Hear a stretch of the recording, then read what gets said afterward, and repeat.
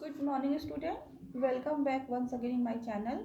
आज मैं आपसे एक और इम्पॉर्टेंट जो है टॉपिक डिस्कस करने जा रही हूँ, जो है न्यायिक स्वतंत्रता, इंडिपेंडेंस जुडिशरी।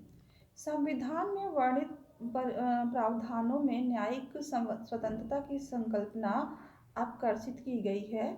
न्यायमूर्ति भगवती और न्यायमूर्ति फजल अली ने AP Gupta versus union of India 1981 के केस में कहा कि न्यायिक स्वतंत्रता को संविधान की मूल संरचना की संज्ञा दी है। इससे संवैधानिक योजनाएं अनुप्रेरित होती हैं और यह लोकतंत्रात्मक शासन प्रणाली की आधारशिला है।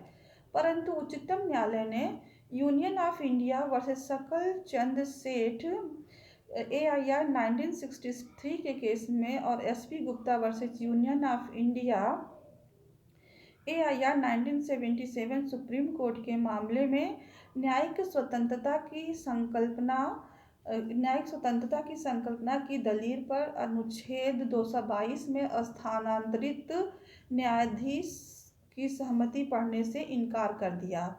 Supreme court advocates on record association versus union of India 1993 4 SCC के मामले में स्थानांतरित न्यायाधीश की सहमति तो आवश्यक नहीं मानी गई है, परंतु भारत के मुख्य न्यायाधिपति के दृष्टिकोण की प्रधानता आवश्यक की गई है।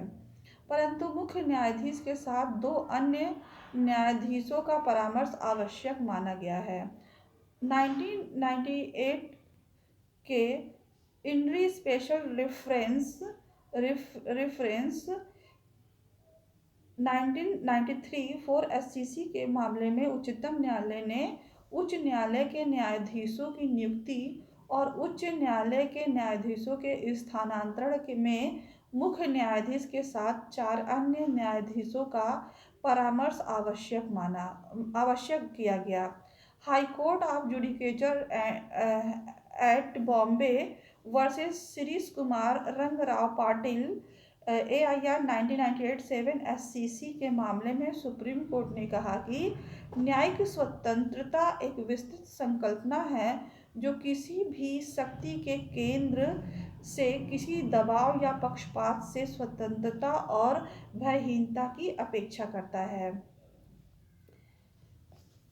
जुडिशियल रिव्यू, न्यायिक पुनर्विलोकन। नेक्स्ट टॉपिक है न्यायिक पुनर्विलोकन।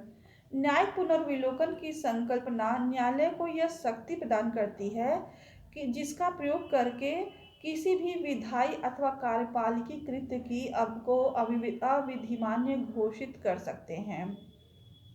यह संकल्पना संविधान के article 13 class 1, 13 class 2, 245, 254, 32 and 32, 226 and 372 के प्रावधानों से आकर्षित की गई है। न्यायालय से न्यायिक पुनर्विलोकन की शक्ति को छीनने का प्रत्येक प्रयास असंवैधानिक घोषित किया गया है। Keshavananda Bharati versus state of Kerala 1973 4 SCC के मामले में कहा गया कि किसी विधि की विधिमान्यता का अंतिम निर्णायक सर्वोच्च न्यायालय ही है, अन्य कोई दूसरा प्राधिकारी नहीं है। इस मूल संकल्पना को अपवर्जित करने वाला प्रत्येक संवैधानिक संस्थानों को अवैध घोषित किया गया है। Thank you student for watching my channel.